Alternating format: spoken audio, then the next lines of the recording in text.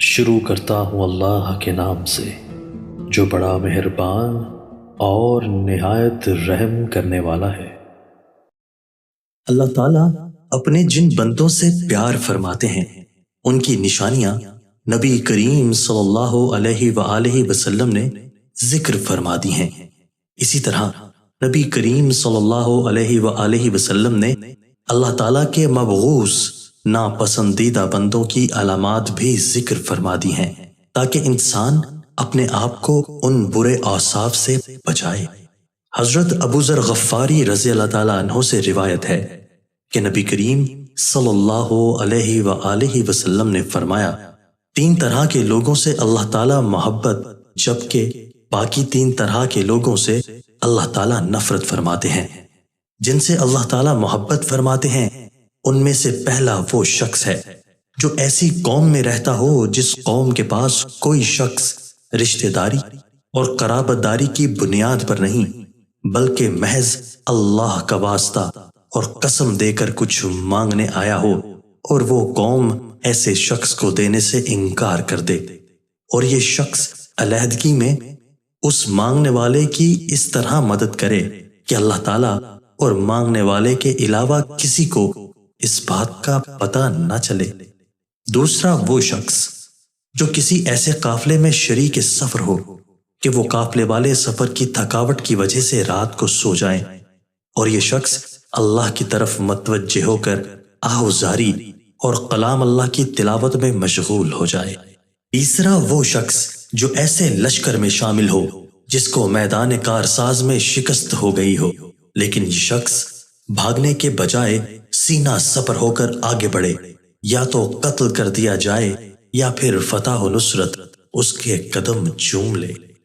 نبی کریم صلی اللہ علیہ وآلہ وسلم نے فرمایا، 3 طرح کے لوگوں سے اللہ تعالیٰ نفرت کا معاملہ فرماتے ہیں۔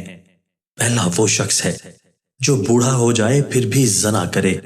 دوسرا وہ شخص جو فقیر اور تنگ دست ہو پھر بھی تکبر کرے، اور تیسرا وہ شخص جو مالدار ہو لیکن دوسروں پر ظلم کرے۔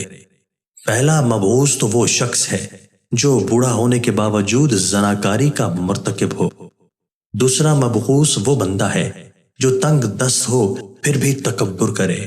قرآن و سنت میں متکبر شخص کے بارے میں بہت سخت وعیدیں مذکور ہیں۔ تکبر کرنا ویسے ہی بہت بڑا گناہ ہے، لیکن ایسا شخص جس کے پاس اسباب تکبر بھی نہیں وہ بھی تکبر کرے تو اللہ رب العزت کی نگاہ میں قابل نفرت بن جاتا ہے۔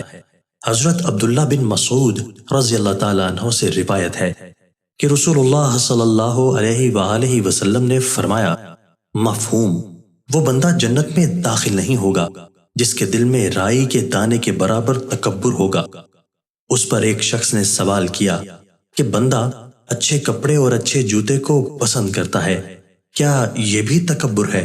آپ صلی اللہ علیہ وآلہ وسلم نے جواب دیا کہ نہیں، اللہ جمیل ہیں اور حسن و جمال کو پسند فرماتے ہیں۔ تکبر یہ ہے کہ بندہ حق بات کو قبول نہ کرے اور لوگوں کو ذلیل سمجھے۔ صحیح مسلم۔